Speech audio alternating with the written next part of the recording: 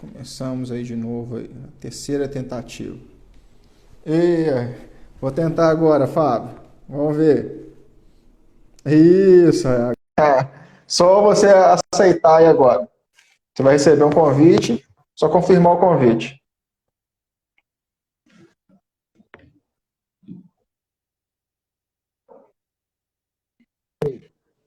Aê! Agora deu certo.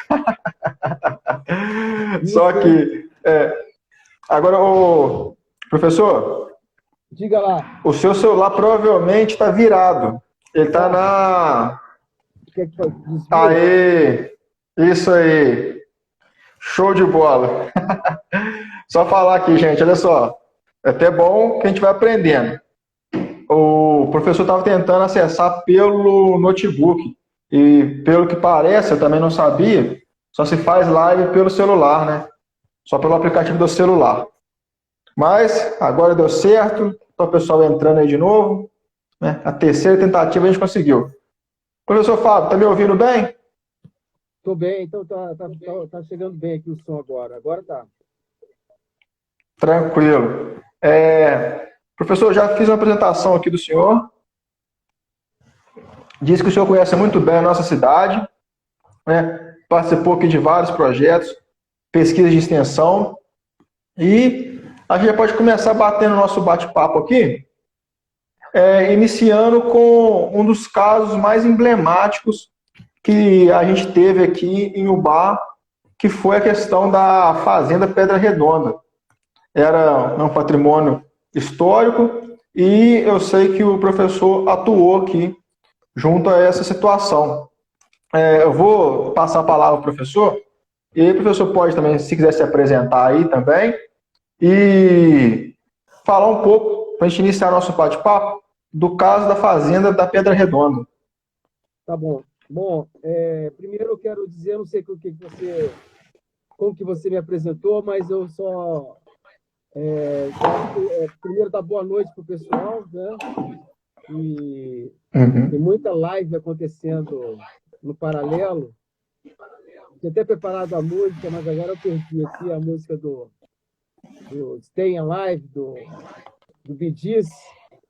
É o seguinte, a gente na universidade, eu sou vinculado à Faculdade de Arquitetura e Urbanismo, e a gente desenvolve atividades que vão por três frentes. São três frentes que a gente trabalha dentro da universidade. Até é importante frisar isso, porque nesse momento agora de confinamento, mesmo a gente não atuando no ensino, nós continuamos fazendo pesquisa, né? Então, das três frentes, a primeira é o ensino, aulas, né? Aulas com turmas específicas, aulas presenciais, pesquisa, que é a pesquisa acadêmica, a pesquisa científica, né? E a extensão. Então, dentro dessas três frentes, o caso da Fazenda Pedra Redonda, ele foi desenvolvido, né? Foi uma ação que a gente desenvolveu, uma ação de extensão, numa colaboração que a gente desenvolve com o Ministério Público de Minas Gerais, na qual a gente foi solicitado para fazer um parecer sobre a situação em que a fazenda se encontrava. Né? A Fazenda Pedra Redonda é um bem cultural, né, de Ubá. Ela não era protegida por tombamento naquele momento, mas existia um processo extenso, né, com várias idas e vindas e tal, no sentido da proteção desse bem cultural. Né? Uma fazenda situada numa zona rural, né? Inicialmente numa zona rural, né? E que tinha relação com a própria história, né? A história da ocupação urbana de Ubá. E aí, quando nós fomos solicitados para ir, eu li o processo, né? Vi as fotos, acompanhei os diálogos entre os proprietários, entre os advogados, com a promotoria do Ministério Público, né? A promotora Thaís Lamin, que estava à frente, né, desse processo. E quando a gente chegou lá, esse foi um dos primeiros casos que eu atuei aí em Ubá, foi o primeiro caso em Ubá, né? Quando a gente chegou no local, né, para fazer o parecer sobre o estado de conservação, sobre o estado de conservação do bem cultural, ela estava completamente demolida, estava abaixo, né? Estava tudo, as paredes de pau a pique tombada para um lado, as madeiras todas empilhadas, né? As telhas já tinham sido retiradas, alguns componentes, né, da fazenda já tinham sido retirados e estavam colocados de lado. Bom, a gente então, eu comecei a percorrer, né? E aí é um trabalho muito específico, né? Muito localizado, onde nós vamos então tentar verificar a condição física, né? Dentro dos itens da construção, desde a fundação até a cobertura. Como eu falei, a cobertura, o telhado já estava colocado de lado, madeiras empilhadas, paredes praticamente todas no chão, né? Paredes em pau a pique, como eu falei, pau a pique, para quem não sabe, é madeira com barro, né? Madeira com terra, tinha também alvenaria e alguma coisa também posterior em concreto, alguns elementos mais atuais da construção civil. E a primeira constatação, nesse momento, eu estava com o monitorado pelo policiamento florestal, né, pela polícia militar, e eu comecei a mostrar para o sargento Anderson, que tinha alguma coisa estranha, porque as fundações estavam perfeitas, né? Para um bem, para uma casa, para uma edificação ruir, as fundações têm que ruir primeiro, compreende? Nada cai assim do nada. A fundação começa a sofrer um recalque, né? A parede começa a sair do prumo, né? Desnivelar, mas tudo tem uma motivação dentro de uma ação, de uma condição física, né? De uma condição física que ali, no caso, a gente percebia que as fundações estavam perfeitas, né? Enfim, para não alongar muito, no parecer, nós constatamos que a edificação ela não foi abaixo, ela não ruiu pela ação da natureza, né? Por um problema de fundação, por um problema de um recalque de fundação. Daquele momento, a gente percebeu que, pela condição material, né, as peças de madeira estavam em bom estado, né? Mas as peças ainda estavam em bom estado. A taipa, ainda tinha algumas partes da taipa que estavam no chão em perfeito estado, né? Ou seja, as paredes de vedação estavam em uma condição ainda de estabilidade. A fundação estava estável, não tinha nenhum recalque de fundação. As peças de madeira, como eu mencionei, em bom estado. Então, a gente constatou que foi ação humana. Então, o parecer que foi elaborado foi escrito, né, no sentido de que a fazenda não ruiu, né, por ação da natureza. Existiu uma ação humana, né, uma ação humana comprovado por esses aspectos que a gente levantou no local e, além disso, né, as telhas estavam em bom estado, né? As telhas estavam do lado em bom estado. Tinha telhas quebradas e tal, mas tinha muitas telhas sem quebrar, quer dizer, Se uma edificação ela vai abaixo, né, era para estar com as telhas todas empilhadas, né? A última coisa que vai por cima são as telhas, né? Madeiramento do telhado e tal, janelas, aí não tinha janelas.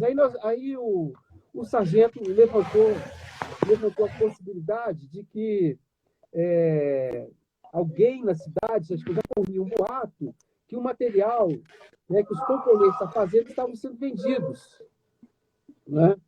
E aí eu perguntei para ele, esse material está sendo vendido, de onde está esse material?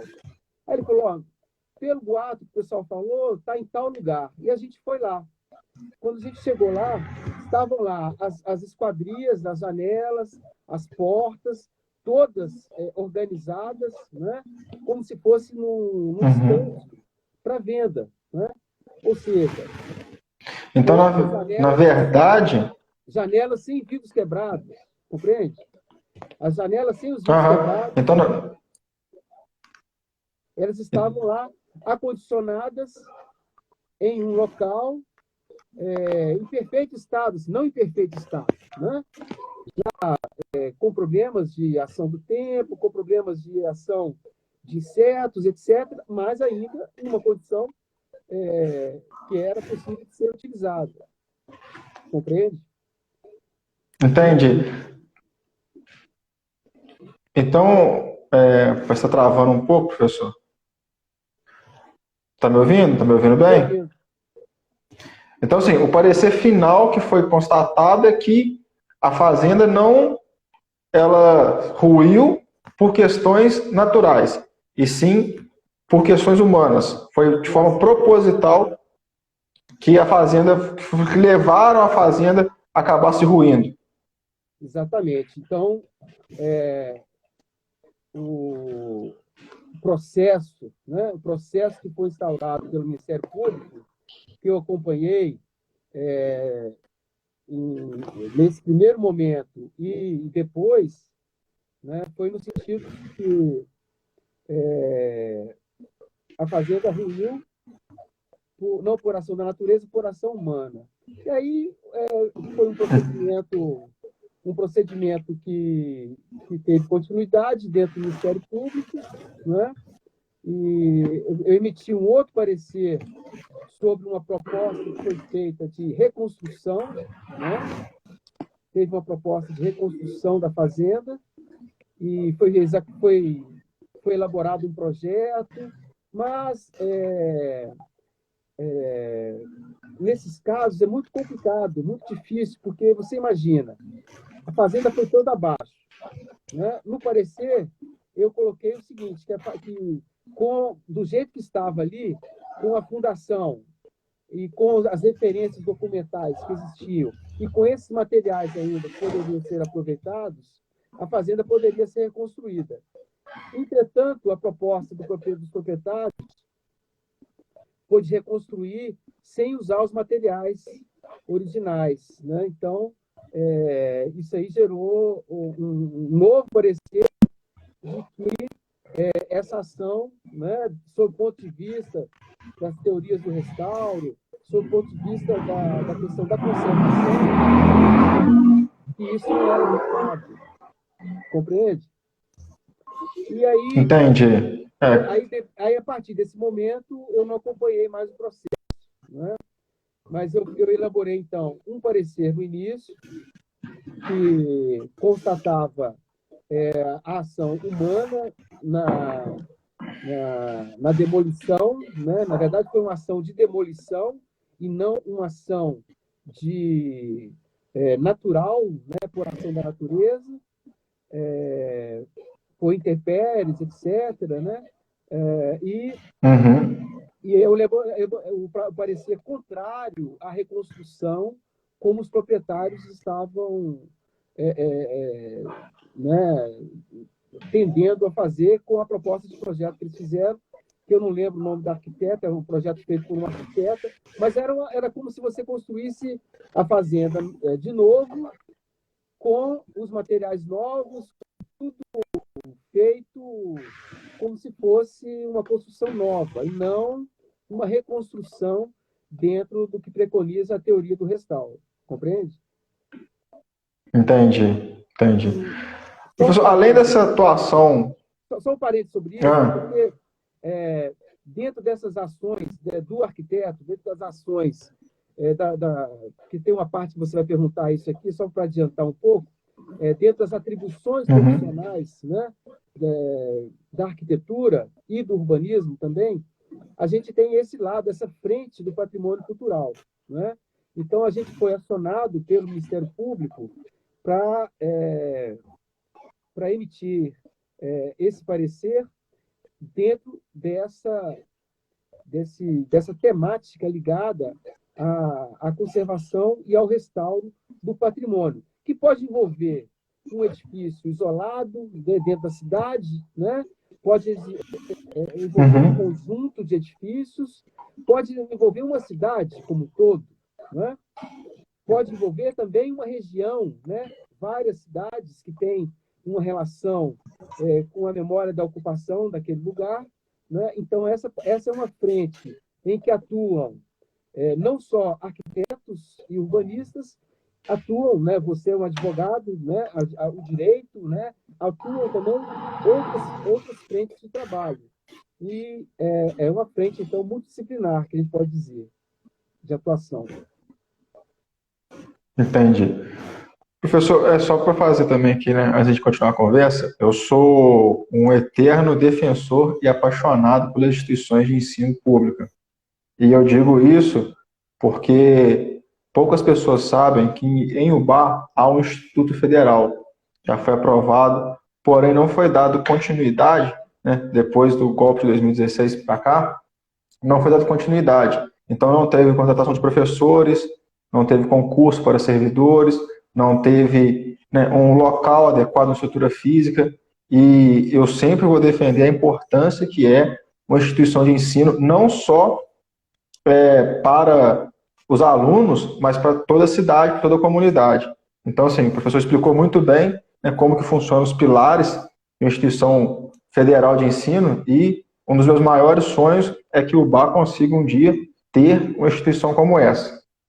Professor, seguindo aqui sua trajetória na nossa cidade, você também atuou no processo de revitalização da Praça Guido. E aí eu enviei para o professor ontem fotos de como a Praça Guido está hoje, né? Parece assim, que o projeto não foi totalmente concluído. Então eu queria que o professor falasse o que foi o projeto e a não conclusão de um projeto como esse pode ocasionar o quê? Bom, aí é importante ressaltar, primeiro, a questão da universidade pública, né? Só um parêntese, aproveitando o que você falou, como é importante uma universidade, né? Em particular, uma universidade pública que possibilita com que pessoas, né, jovens, velhos, né, idosos, possam se aperfeiçoar, se capacitar, né? E como que muda a dinâmica de uma região, né? Quando você tem uma universidade pública instalada, né? A gente vê como foi a questão da ampliação da universidade pública no Brasil, né? A partir dos governos do PT. Isso é muito importante, porque realmente a universidade ela ampliou e também proporcionou que teve uma abertura muito grande de vagas, né, e proporcionou que a universidade tivesse uma transformação em termos socioculturais, né?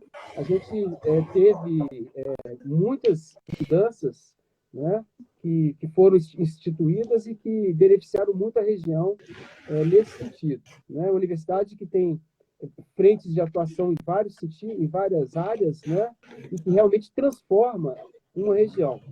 E com relação ao caso da praça aqui do Marliere, né, a gente tem que ressaltar a questão do espaço público, né, dos espaços públicos dentro da cidade. E como que a gente tem perdido a possibilidade de usufruir desses espaços públicos como eles deveriam ser usufruídos. Quando eu falo espaço público, eu estou falando das ruas, das praças, né? dos parques, e na atualidade a gente tem uma condição de espaço público muito desqualificada, né? A gente tem parques que são cercados, que você tem horário para entrar, horário para sair, com uma série de limitações de uso, né? Um controle muito grande. Nós temos praças que hoje praticamente não estão sendo usadas e tal, né? Então, a discussão da Praça de Marliere, ela entra nessa questão do patrimônio cultural, né? Porque a Praça aqui do Marliere, ela era o portal de entrada do bar, né? Era o portal de entrada onde chegavam as notícias, né? Das metrópoles, onde chegavam os jornais, quer dizer, era o portal de entrada do bar, né? Então, discutir a Praça de Marliere, discutir um patrimônio que tem uma relevância muito grande para a cidade, né? E foi em 1999 que a gente foi acionado pela prefeitura para fazer um projeto para a praça, né? E aí, quando a primeira visita que eu fiz à praça, eu falei, olha, falei com o prefeito, eu não vou me lembrar o nome do prefeito, era um médico, né? E eu falei para ele, olha, a praça, ela não pode ser tratada isoladamente, só a praça. A gente tem que tratar a praça e o entorno, e o que está em volta da praça, né? Para que a gente tenha êxito na proposta que a gente vai desenvolver de projeto. Então, a gente teve essa primeira conversa, né? E uma questão que é importante também nessas ações que envolvem o espaço público é que, se você não envolver a comunidade, se não tiver participação, não é, comunitária, vai ser muito difícil daquele projeto ser entendido pela comunidade como algo que foi que ela participou, que ela teve, digamos assim, uma interferência, né? Então, a Praça aqui do Marliere foi tratada nesse sentido. A praça e o seu entorno, dentro dessa questão de um patrimônio cultural de Ubá, né? Ela, naquele momento, não existia ainda a proteção do patrimônio cultural em Ubá, né? Muita coisa já tinha ido abaixo, mas a praça tinha um conjunto de edificações, né? Ela mesma em si, a estação ferroviária, né? E uma outra questão que é importante, quando o prefeito nos convidou para essa ação de extensão, extensionista, né? A primeira coisa que ele fez foi retirar os trilhos em frente da estação, né, que passavam, trilhos em frente e atrás da estação, e asfaltou tudo. E a primeira conversa que a gente teve, ele falou assim, olha, já comecei o projeto, asfaltei tudo, tirei os trilhos. Aí eu falei para ele, perfeito, eu não devia ter feito isso. Já começou errado. Você imagina uma estação de trem, uma estação ferroviária sem trilho.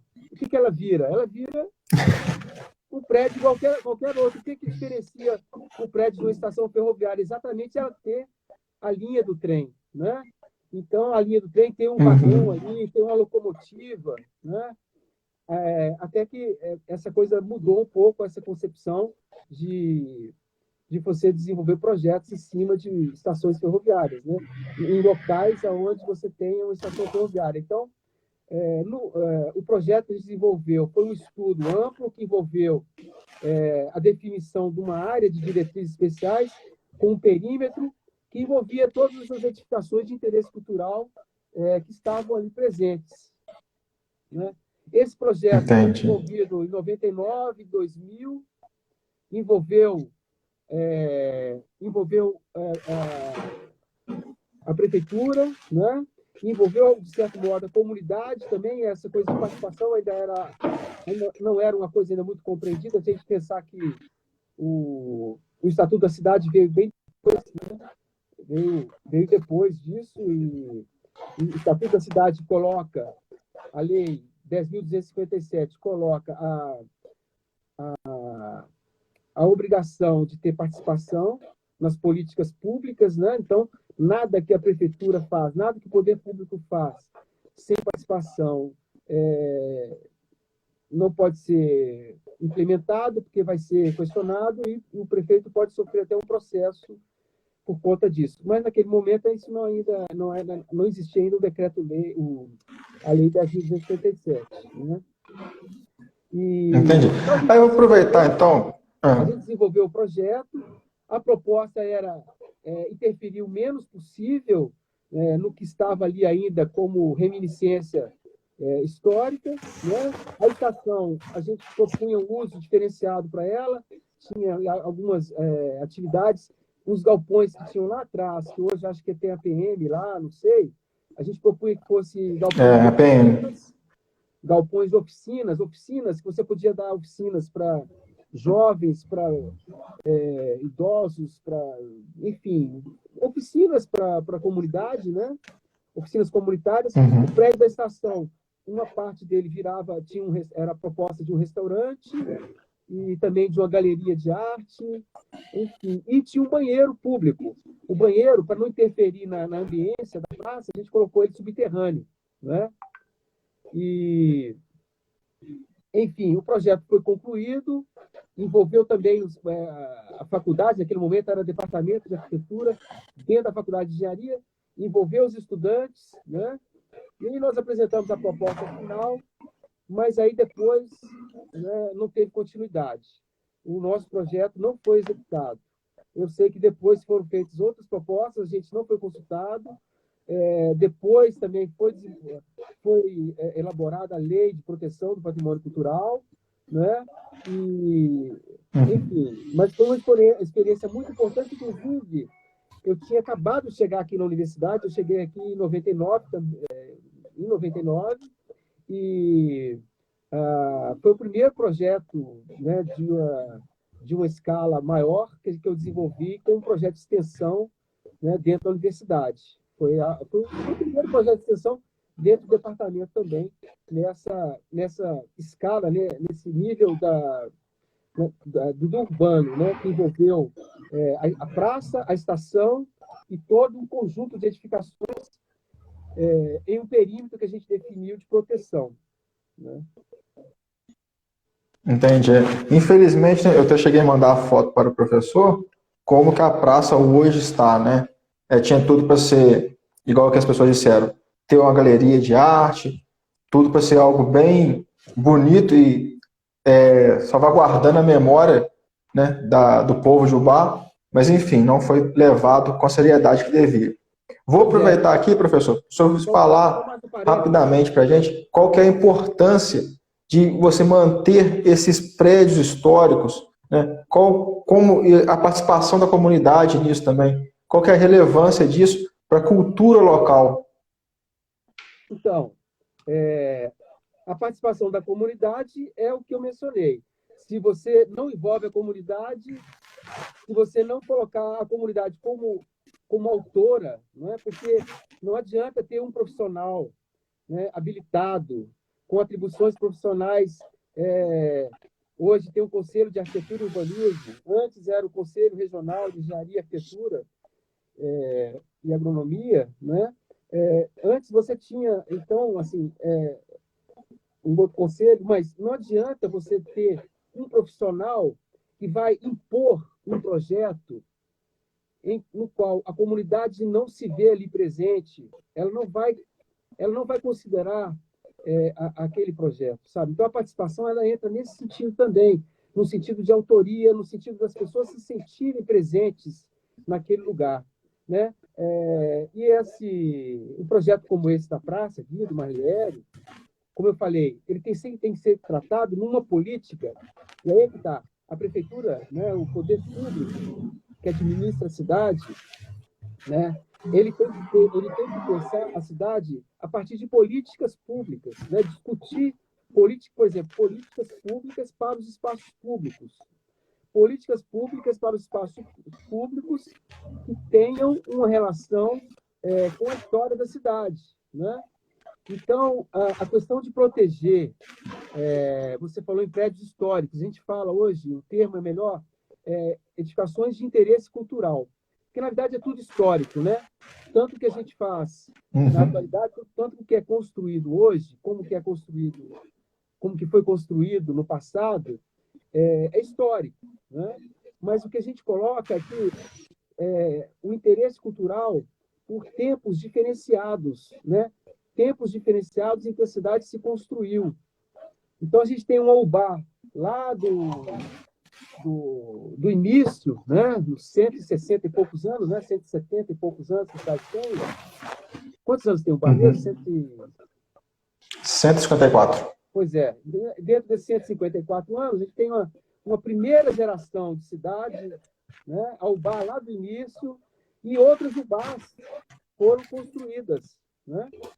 Foram construídas ao longo do tempo, até chegar onde a gente tem hoje, né? Essa condição que é bastante complicada, né? E preservar os edifícios, proteger esses edifícios é proteger a memória da cidade, né? Se você não protege a memória, e aí a gente usava muito fazia muita analogia com os Juiz de Fora, né? Você quer que o bar se transforme numa Juiz de Fora? A gente usava muito esse Simão Pereira lá, até agradecer o convite que o Gilson, né, que foi vereador lá em Simão Pereira, a gente desenvolveu um trabalho lá também de extensão, que me indicou para falar com você e tudo, né? E a gente falava para ele, por exemplo, nas reuniões comunitárias, a gente falava, olha, vocês têm um patrimônio que é o que distingue a cidade das outras, né? O que o bar tem que as outras não têm? São exatamente esses edifícios históricos, né?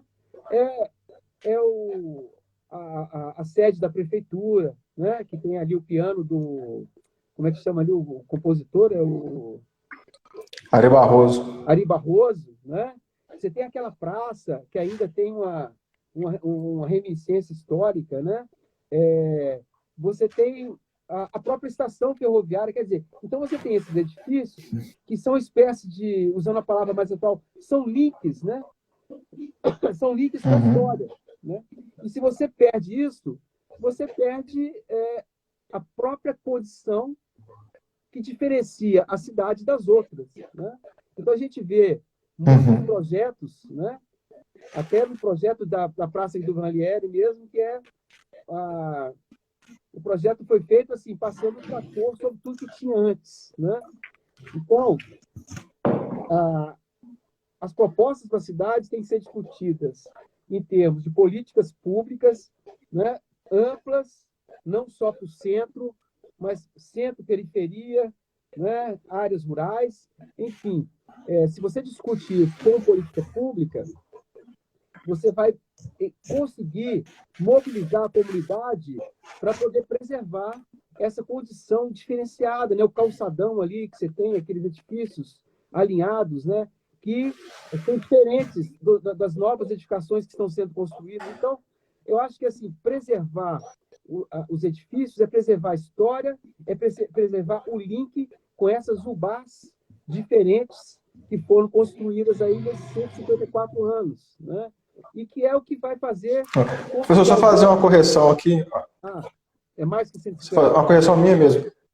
162 anos que o bar faz agora, no ano de 2020. 160 e pouco. E para você ver isso, por exemplo, a gente tem o Rio, né? O Rio é um patrimônio também. O Rio tem o Rio ali próximo da estação. No nosso projeto, no projeto que não chamava revitalização, porque, na verdade, você mostrou as fotos e tal. Na verdade, a praça aqui do Marliere tem o Hotel Palace ali ainda, né? Acho que ainda tem. Também é uma edificação também que a gente atuou acionado pelo Ministério Público. Então, você tem uma série de edificações ali, o Rio, né?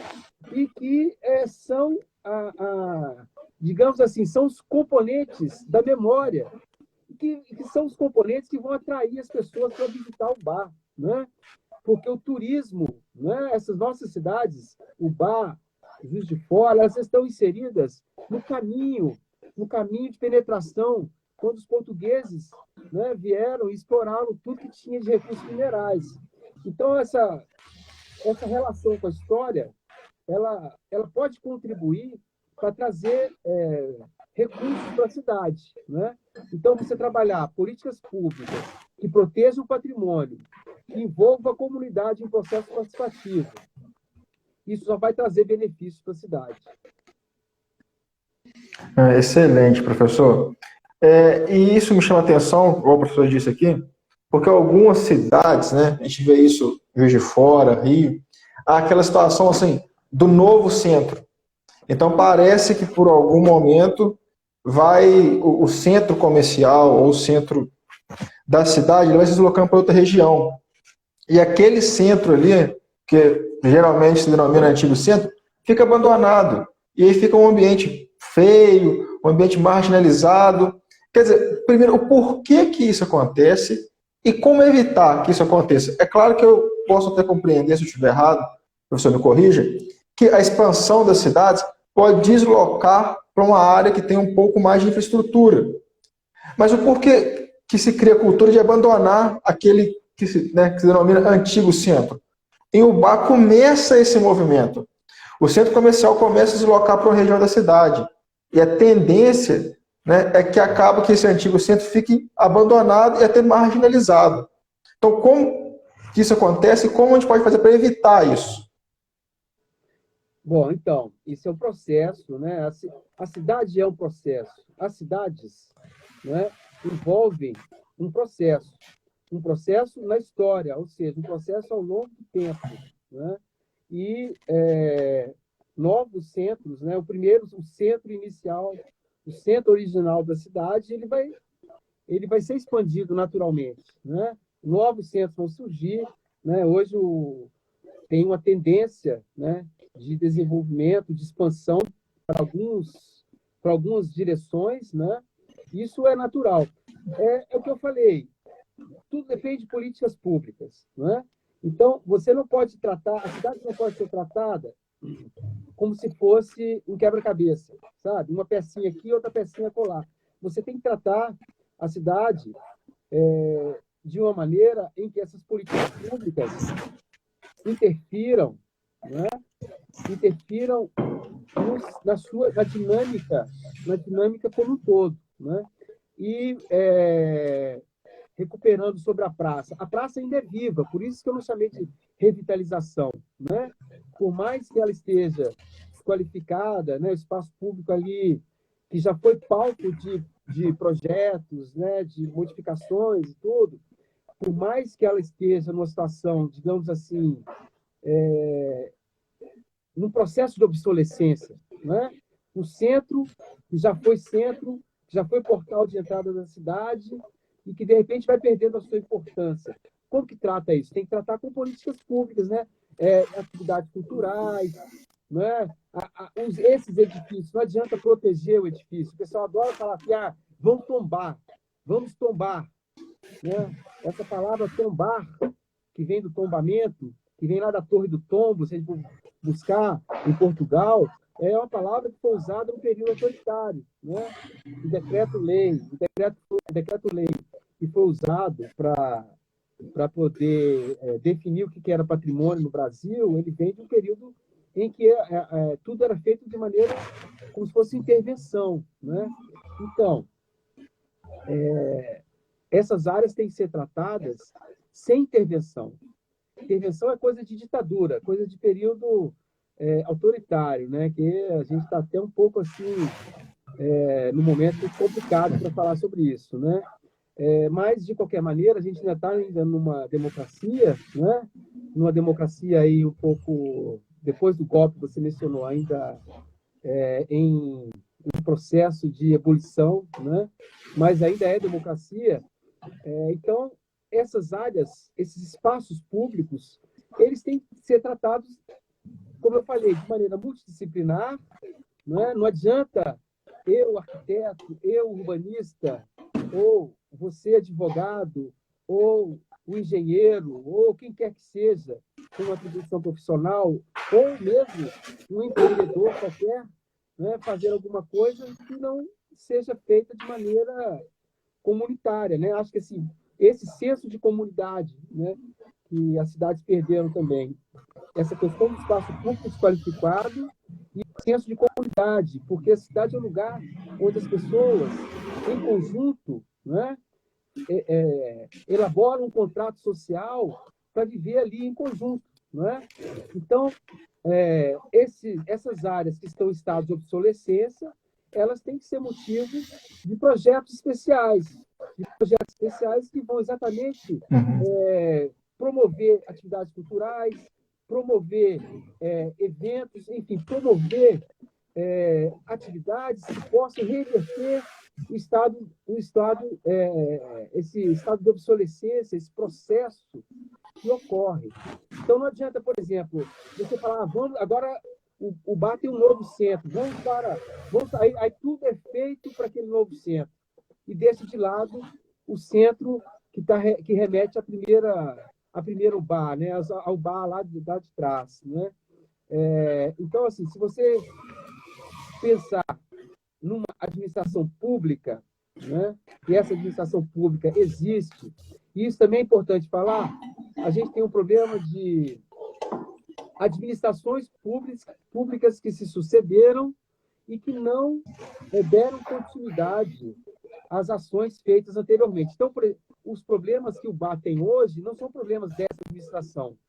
Eu nem sei qual é a administração que está lá hoje, a que partido vinculada, mas eu digo assim, os problemas do Bar no presente, na atualidade, são problemas que se acumularam, né, de administrações e administrações que não deram continuidade e que não, com certeza, né, não envolveram a comunidade nas propostas. Então, eu penso assim, que você definir uma política pública que contemple os novos centros e os velhos e os antigos centros, para que a cidade como um todo tenha condições de ter essa dinâmica, digamos assim, reabilitada. Né? O projeto que a gente definiu foi reabilitação da Praça Guido Marliere e do seu entorno, né? Que foi até uma experiência que vem lá de Belo Horizonte, da minha atuação lá, do apoio técnico na prefeitura de Belo Horizonte. Até vamos falar disso aí, professor. A primeira coisa, queria mandar aqui um abraço para o professor Carlos Mota aqui, professor da FAGOC, a faculdade que a gente tem aqui em Ubá, professor de Direito. E aqui a Sônia, ela até fala que a cidade tem que crescer, né, a montante do rio. Desculpa aqui porque não sou muito adepto de tecnologia, não. Estou tentando ler os comentários aqui. Uhum. A gente vai falar ainda sobre a questão do rio, né? É algo que ainda aterroriza a cidade. Eu passei, professor, nós passamos por 3 enchentes, mas eu queria falar um pouquinho antes da sua experiência na prefeitura de BH. O que o professor traz de experiência da prefeitura de uma grande capital que pode ser implementado em cidades do interior como Ubá? Bom, esse Belo Horizonte foi uma experiência, eu estava retornando de Salvador, eu morei em Salvador, estava fazendo a minha primeira pós-graduação foi em Salvador, um mestrado que eu fiz, e eu fui convidado para trabalhar, isso foi em 95, 96, Belo Horizonte estava ainda começando a desenvolver uma política de proteção do patrimônio cultural. Né? Belo Horizonte é uma cidade que foi planejada, né? Foi fundada em 1897, é mais nova do que Ubá, né? Mais nova do que Juiz de Fora, e foi planejada para assumir a de capital do Estado em substituição à velha capital, que era Ouro Preto. Né?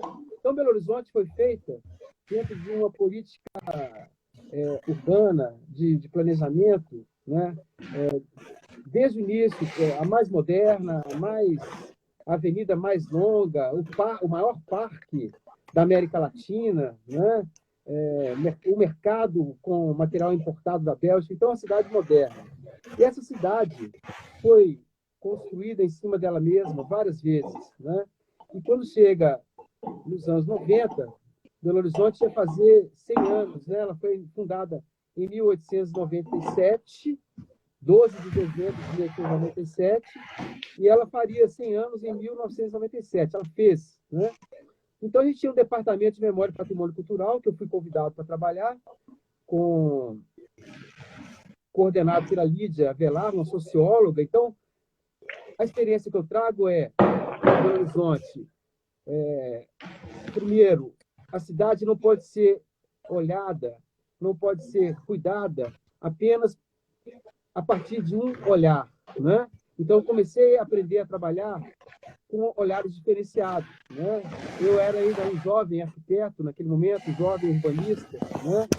E eu aprendi a trabalhar com outros profissionais, aprendi a trabalhar com advogados, né?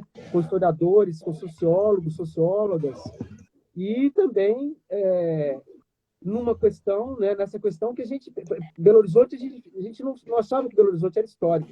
Ninguém falava assim, vamos pensar uma cidade histórica, Ouro Preto, Mariana, né, Diamantina, Belo Horizonte não. Belo Horizonte não pode ser histórica, mas também era histórica. Tem que ser moderno, né? Tem que ser tudo moderno, tem que você apagar a história e construir algo tudo moderno. Então, a primeira coisa que eu aprendi assim, foi quando Belo Horizonte perdeu um teatro, né? Um cinema, um antigo teatro, que depois virou um cinema, Cine Metrópole, que a população acordou. Olha, não podemos continuar perdendo a nossa história, perdendo as referências da nossa história. Então, teve um movimento, uma mobilização para tentar proteger esse teatro, esse cinema, o Cine Metrópole, e acabou que ele virou um banco, o Banco Bradesco, colocou o teatro abaixo e fez um prédio novo, um prédio horroroso, inclusive. Então, a experiência prédio feito por arquiteto, né? Então, não quer dizer, isso é importante, não quer dizer que um projeto feito por arquiteto, feito por engenheiro, feito por urbanista, é um projeto que deve ser considerado bom, né? A gente tem projetos e projetos, né? E como eu falei, quando a gente está tratando da cidade, essa experiência de Belo Horizonte foi importante, se a gente não envolver a comunidade, não adianta. Pode ser o melhor projeto que for, e ele vai ser rejeitado, ele não vai ser considerado. Então, trabalhar em Belo Horizonte foi importante, até porque eu conheci o Fernando Brandes, que era o secretário de Cultura, né? Trabalhava na Praça da Estação, ali era o departamento de memória, era ali na Praça da Estação, que também é o portal de entrada de Belo Horizonte. E eu, como belo-horizontino, nasci em Belo Horizonte, eu aprendi a valorizar referências que eu ainda, como arquiteto, então não tinha muita preocupação. Então, eu passei a valorizar e olhar a cidade com esses outros olhares, né? E pensar da importância de a gente preservar esses vários tempos. Então, a experiência que eu trouxe para o bar em 99, ela vem dessa experiência de trabalho, né? Na qual a gente não pode desconsiderar esses vários tempos que a cidade é construída, que são os tempos que fazem a diferença, né, de uma cidade em relação à outra, né? E, além disso, essa questão que eu falei, esse olhar multidisciplinar, né, com vários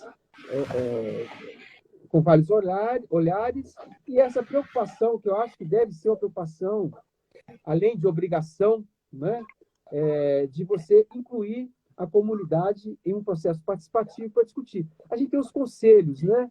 Mas eu participo de conselhos aqui em Juiz de Fora, Conselho do Patrimônio, Conselho de Urbanismo, Conselho de Planejamento e Urbanismo, Conselho de Habitação. A questão é, os conselhos deveriam se reunir em praça pública, sabe? E eu vejo os conselhos se reunindo em ambientes fechados, em dias sem nenhuma participação da comunidade, sabe? Acho que participação comunitária não é você ter um representante ali e pronto, sabe? É você realmente envolver e a gente tem muito isso também. Acho que isso é outra coisa que eu aprendi com Belo Horizonte, que a cidade não é problema só da administração, que a gente tem isso. Não, a prefeitura não está fazendo isso. A prefeitura, a Câmara, os vereadores não estão fazendo isso. Quer dizer, a população perdeu a noção de que a cidade é de todos, sabe? Essa coisa de diferenciar. Aqui é minha propriedade. Essa é minha propriedade particular. Aqui ninguém entra, aqui eu cuido do jardim, pererê, parará. E a propriedade pública, né? As pessoas perderam essa noção de que o espaço público é de todos e todos têm que cuidar, né? Se todos não cuidam, um exemplo de cidade aqui perto, Pequeri. Primeira vez que eu fui em Pequeri, eu queria morar em Pequeri. De tão organizada que a cidade era, sabe? Não tinha lixo no chão, o rio limpo, a estação ferroviária usada, sabe? A cidade limpa, os jardins cuidados, toda a cidade. Quer dizer, Pequeri, para mim, foi uma surpresa. Morava lá o Dorival Caymmi na época. Eu falei, o quê? Vou vir morar em Pequeri, sabe? Eu preciso dessa experiência. Então, acho que é isso, sabe? Você envolver a comunidade e mostrar para ela que a cidade, essa parte dos espaços públicos, né? As ruas, as praças, é de todo mundo. Então, por exemplo, não tem que cercar a praça. Ah, vou cercar porque se não cercar, ninguém está cuidando. Não. Pelo contrário, você tem que trazer a comunidade e falar assim, ó, vamos cuidar dessa praça, senão vai vir alguém aqui e vai cercar. Né? Belo Horizonte cercou o Parque Municipal, ele não era cercado no início. Né?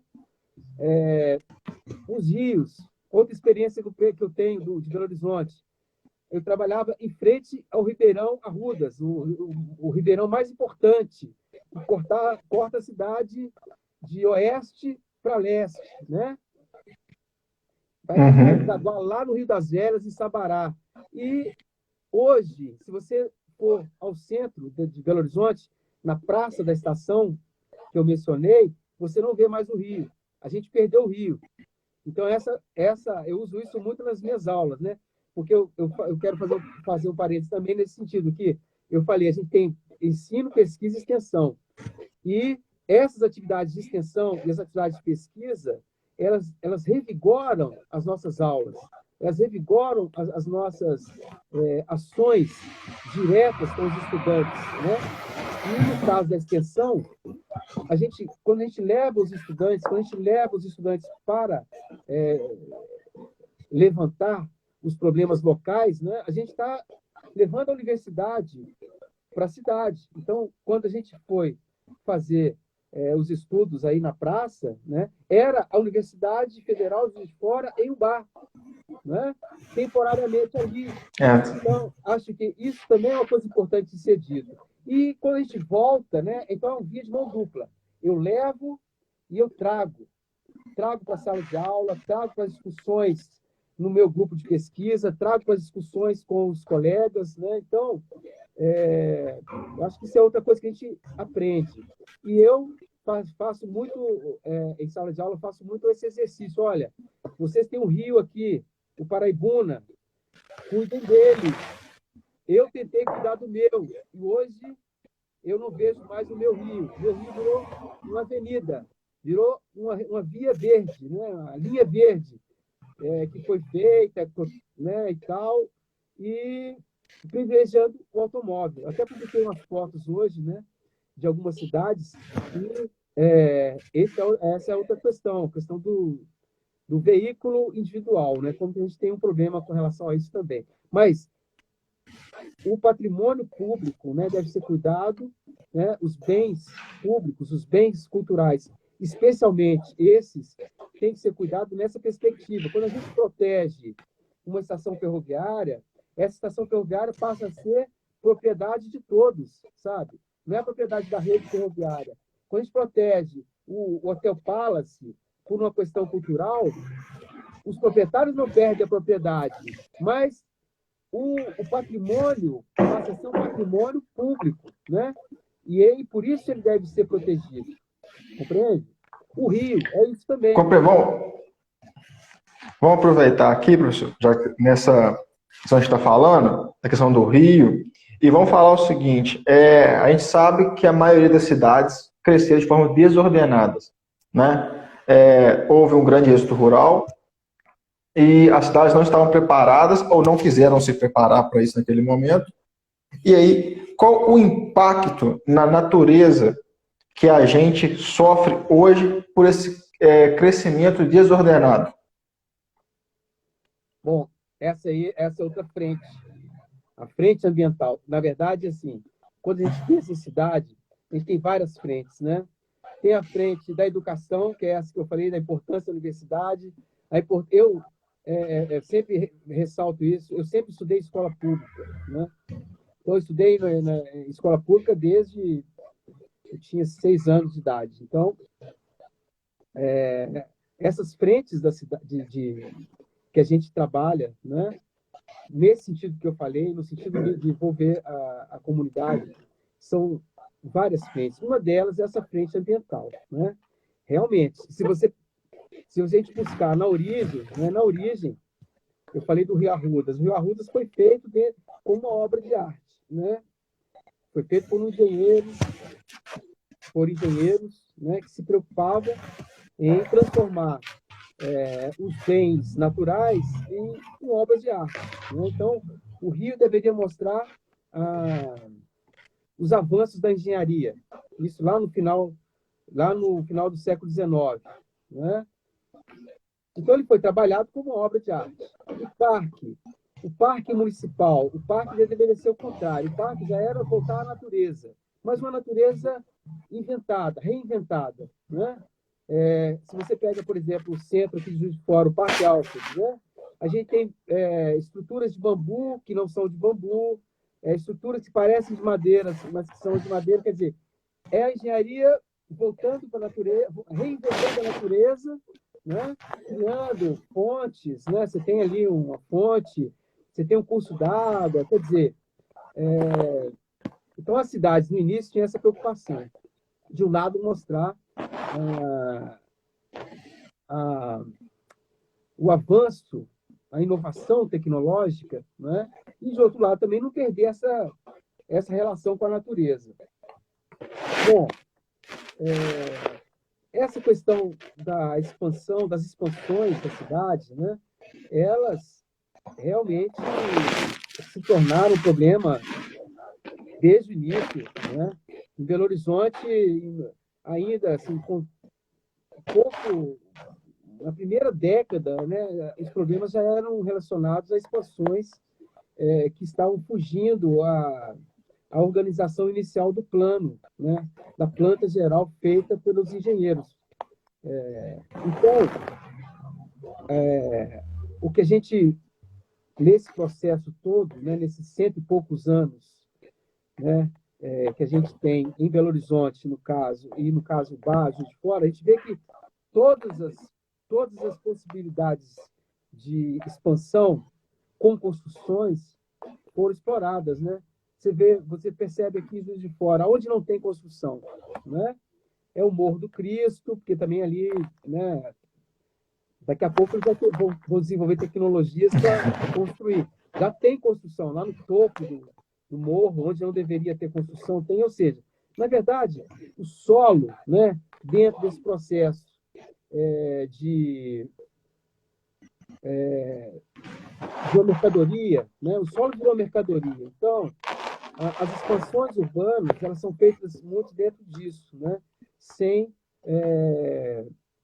uma preocupação de qualificação, mais uma preocupação com lucro. Então, as pessoas querem, né, se você for pegar as vilas que eram construídas em Belo Horizonte, né, eram expansões em uma área suburbana em que o sujeito chegava lá e loteava, né, ia fazendo o loteamento. Então, assim, as expansões podem ser de dois tipos, né?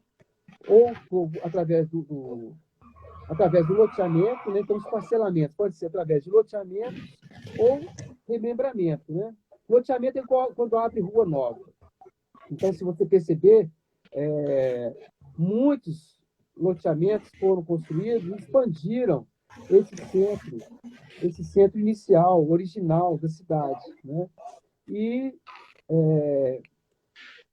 ao longo desse processo de expansão, a gente vai ter uma legislação que vai ser criada para tentar conter os problemas da degradação ambiental, né?